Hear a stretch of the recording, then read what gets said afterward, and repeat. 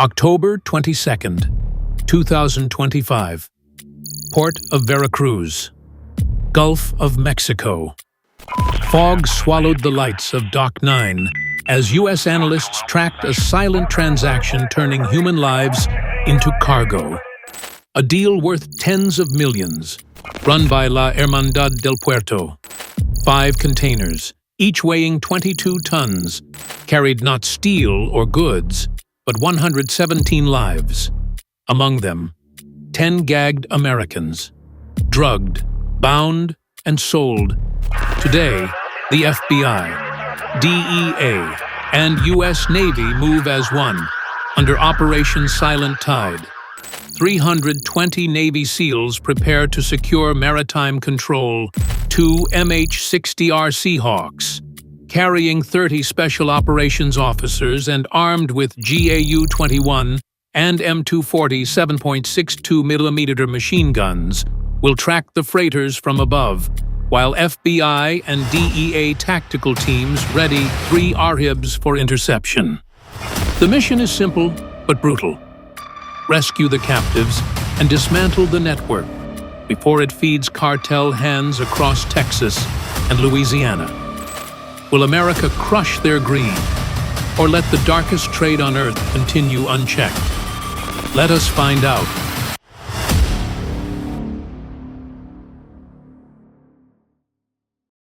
Two Hour 00A, Choimuel, Port of Veracruz. The night settled with a bone-chilling stillness. Fog hung over the docks like smoke, swallowing the light of rusting cranes and the silence of shuttered warehouses. From above, the port looked abandoned, but the data told a different story, a hidden world in motion.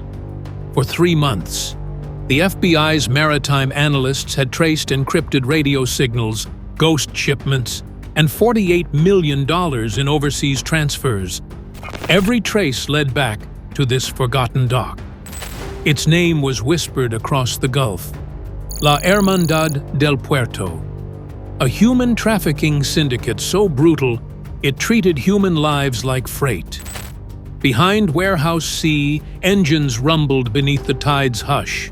Steel containers lined the pier, each stamped with the number 9, the code for the region's most feared route. Inside, thermal sensors logged faint movement. Dozens of heat signatures packed shoulder to shoulder. Agents confirmed the unthinkable. 117 men, women, and children crammed into 4 containers with less than 40 cubic feet of air per person. Many had not eaten in 2 days. Some had been drugged to keep them quiet. The profits were staggering. A single voyage from Veracruz through the Gulf Corridor, past Campeche Bay, toward Brownsville and Houston, could net nearly $1.2 million with 4 trips a week. Each person was sold for under $10,000, then resold through Mexican middlemen to U.S. border gangs operating across Texas and Louisiana. This was not smuggling. It was an industrial conveyor belt for souls. At 3:10 a.m., an encrypted ping reached headquarters in Miami. A freighter named Santa Lucia had just departed Pier 9 heading north through the Gulf. The water was pitch black. The radar was nearly clean. But the operatives watching those blinking signals knew one truth.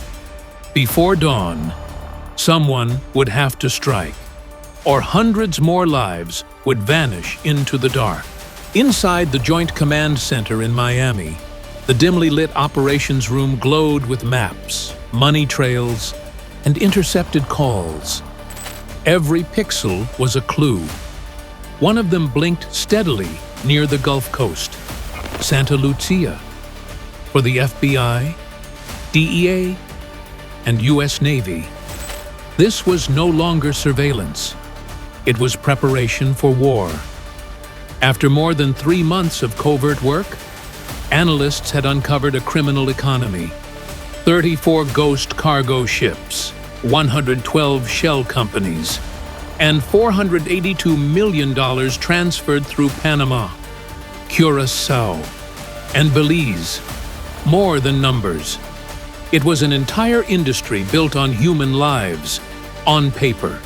The figures were horrifying. A conservative estimate showed 800 people trafficked through this corridor each year, nearly 400 every month.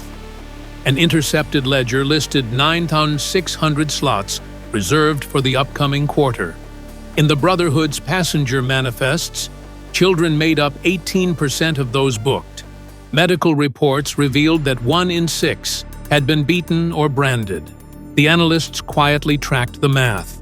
One cargo ship typically carried 130 people, generating nearly $1.4 million per trip across the entire network.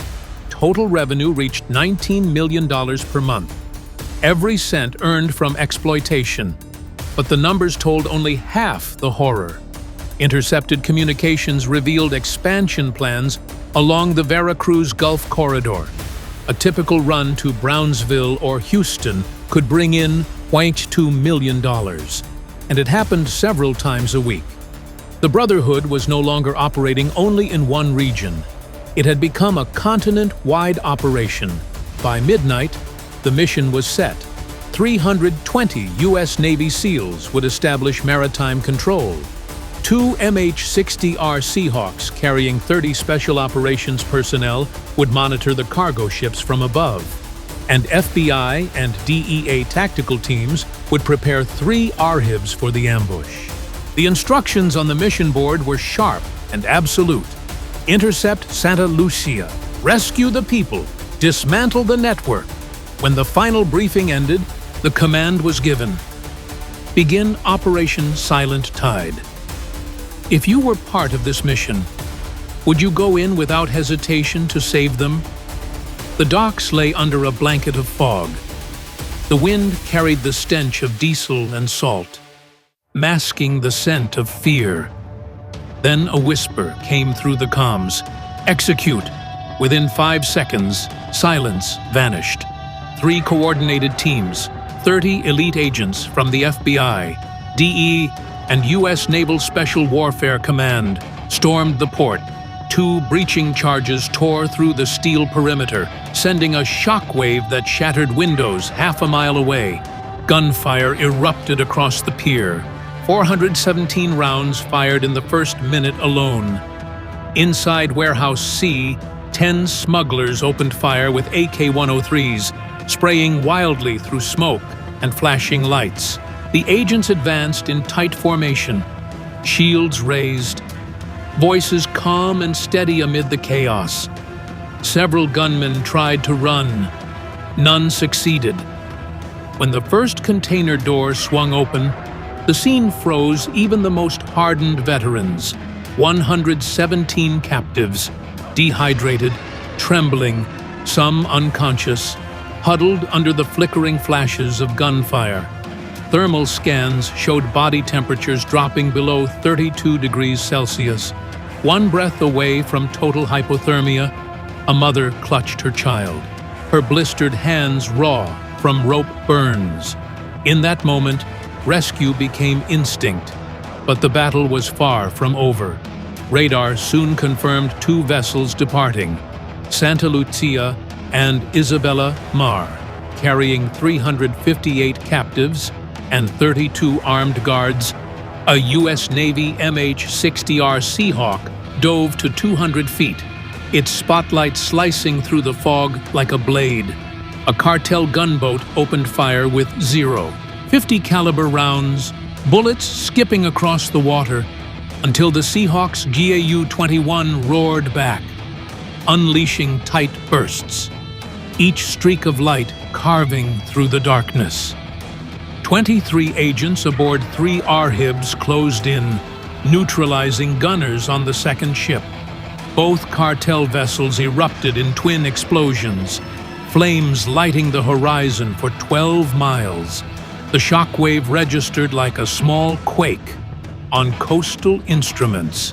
By 5:45 a.m., it was over. 23 traffickers neutralized, 9 captured alive, and 358 people rescued. 63 children, 91 women, 204 men. Agents seized $8.6 million in cash, 4 encrypted drives, and a ledger listing 2,000 more captives scheduled for transport within 48 hours, worth nearly $80 million on the black market. As dawn broke over the Gulf, the sea burned orange with diesel and fire. Pier 9 fell silent again, but beneath the waves, the echoes of that night carried a warning. The ocean remembers every soul it almost takes. The battle might be over, but the truth behind Dock 9 was far darker than anyone imagined. The war shifted from guns to data. At the Joint Intelligence Facility in Miami, the battle at Pier 9 was over, but the real war had just begun inside a cold, windowless room. Rows of seized laptops, phones, and encrypted drives were stacked on metal tables, each tagged with an evidence code. When the FBI's cyber unit cracked open the first drive, the numbers exploded like fireworks. Behind the gunfire and smoke lay a financial machine worth $4 billion, a global profit network built on human misery.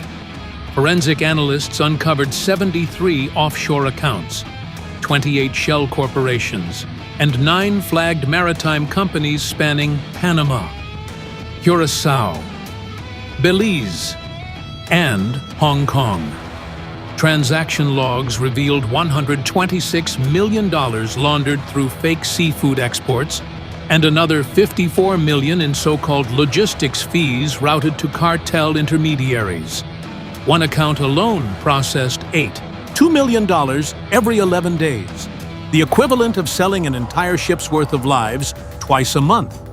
Satellite records traced 4 ghost ports hidden across the Caribbean, each designed to process 200 captives per quarter. That meant nearly 5,000 people every 3 months, moved, sold, and erased. Intelligence linked the loot to widespread bribery networks, reaching 17 coastal customs officials, 11 in Mexico, and at least 5 infiltrators within regional Coast Guard units. This was not just smuggling. It was state infiltration.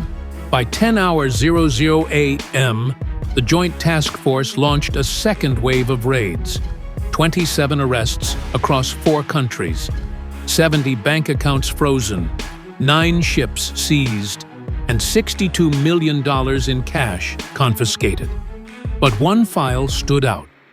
A spreadsheet labeled Expansion Q1 2026.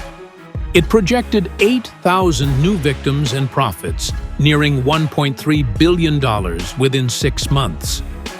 As dusk fell, agents stood before the wall of evidence in silence. What began as a firefight on a dock had exposed an industrial empire. Factories disguised as trade, fleets disguised as fishing vessels, bankers disguised as patriots. Pier 9 was only a scar on an endless ocean. The deeper truth was far more frightening. The trafficking gangs had not lost control of the sea. They had learned to master it. 2 days later, the morning sun rose over the same waters that had burned with diesel and fire. Now they shimmered with deceptive calm. Inside a temporary recovery center near Gulf Haven, rows of folding beds filled a hangar once used for cargo, now a refuge for 358 survivors. Medical teams moved quietly between them with urgent precision. Blood tests showed 73 cases of severe dehydration, 51 infections, and 11 survivors with permanent lung damage from chemical exposure. Some were only 5 years old. In one corner, a nurse knelt beside a teenage girl who had not spoken a single word since her rescue. She had been locked inside a container for 41 hours in total darkness, with barely 7 centimeters of space above her head. Nearby, a 6-year-old boy sketched a crude drawing of a ship on a napkin, the Santa Lucia. before breaking down in tears. Every story in that room was a scar from the same wound. Outside, the U.S. Navy and FBI held a joint press conference aboard the USS Mobile. The operation, now formally named Silent Tide, was declared one of the largest human trafficking rescues in U.S. history. In total, 358 lives saved, 23 traffickers neutralized, 9 captured, $8.6 million in cash seized, and over $5 billion in global assets traced for prosecution.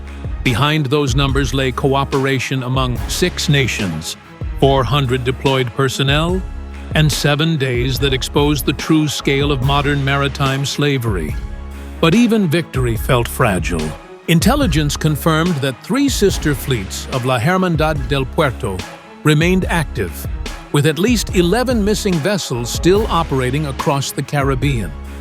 Analysts warned that for every route shut down, another could emerge within weeks, driven by demand and despair. As the sun set again over the Gulf, survivors were transferred to safe facilities. Some would return home. Others had nowhere left to go.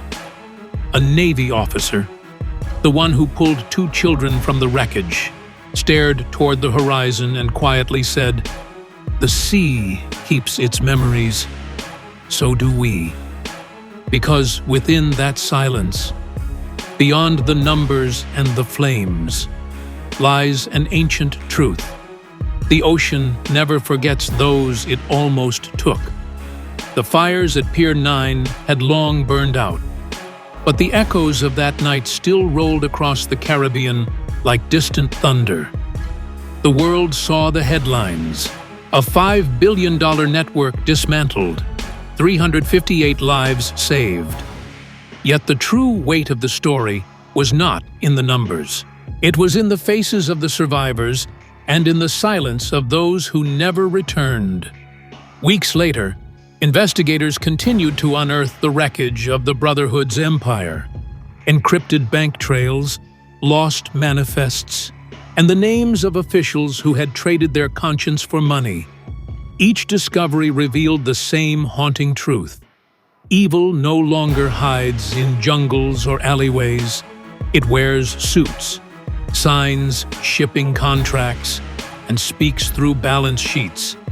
The United States called Operation Silent Tide a triumph of coordination.